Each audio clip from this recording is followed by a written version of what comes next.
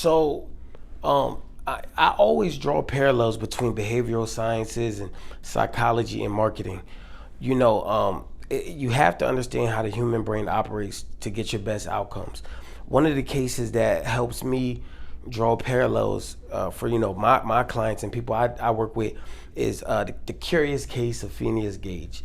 Basically, he was a foreman, I think like a railroad foreman back in the 1800s, and there was an explosion, and it drove a metal pipe through the left side of his face, and it essentially went through his frontal lobe.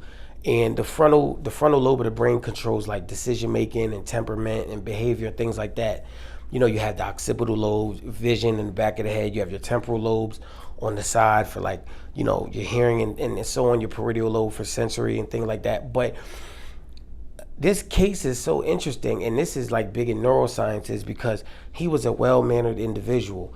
He was a mild-mannered guy. He was calm, and after this accident, his whole behavior changed. He became abrasive and loud and rude. He turned into a whole different person.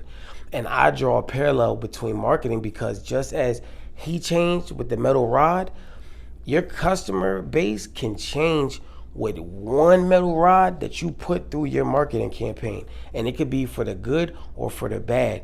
But this is, a lot of times it could be for the bad. So you have to tread lightly with things that you deliver to the public, because you never truly know how they'll consume it. So you want to really play it safe in the best way possible. Sometimes you got to push the limit. I am not saying, be bubblegum, but I'm saying if you got to think over and over about it, clip it until you're established. At least when you're brand new, challenge convention, but just keep in mind that people do switch up. Just how Phineas Gage switched up with that metal rod, your customer base, your target audience can switch up if you drive the wrong rod pause through your marketing campaign. You know what I mean?